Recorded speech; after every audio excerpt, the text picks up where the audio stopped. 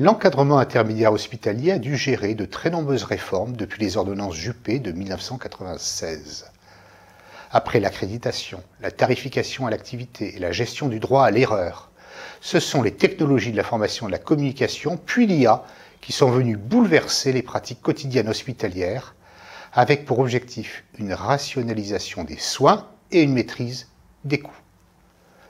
Les cadres intermédiaires sont les premiers touchés car ils doivent gérer la coordination et la réalisation des soins hospitaliers, ainsi que la gestion et la diffusion des savoirs issus de ces nouvelles technologies dans leur espace quotidien de travail, avec un droit à l'erreur limité. Les cadres intermédiaires hospitaliers doivent répondre à des tensions multiples liées à l'introduction et à la gestion des technologies de l'information et à l'introduction de l'IA dans les démarches de diagnostic et dans les démarches de soins. Ils doivent également gérer des connaissances nouvelles dans leurs propres services et auprès de leurs équipes. Test des technologies, apprentissage, appropriation, intégration des nouvelles sources informationnelles informatiques.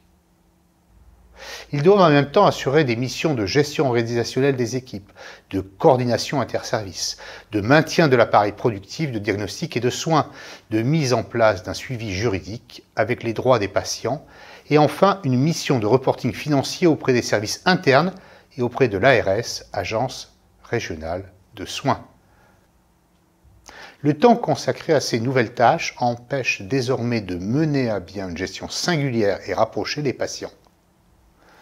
Au contraire, la rationalisation des soins et le souci de l'anticipation des trajectoires des patients à grande échelle au sein de l'hôpital génèrent une déshumanisation de la relation patient-soignant. L'accélération des tâches et la réduction du temps consacré à chaque patient entraînent un changement profond du soin et des relations humaines avec les patients. Le statut du patient évolue fortement vers une gestion de cotation médicale cas, de groupement homogène de malades à traiter, de séquençage de soins où la personne doit passer le moins de temps possible au sein de l'hôpital afin d'optimiser le temps du personnel soignant et la performance des plateaux techniques hospitaliers. Ce temps, désormais compté et géré par l'encadrement intermédiaire, opère comme un courant de déshumanisation au sein de l'hôpital.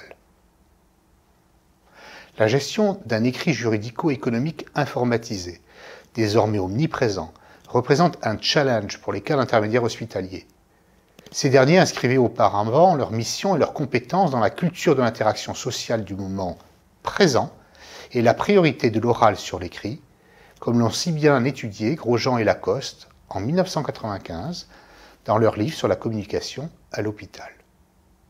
La quotidienneté de la gestion des services était alors fondée sur un flux informationnel essentiellement oral et du moment présent.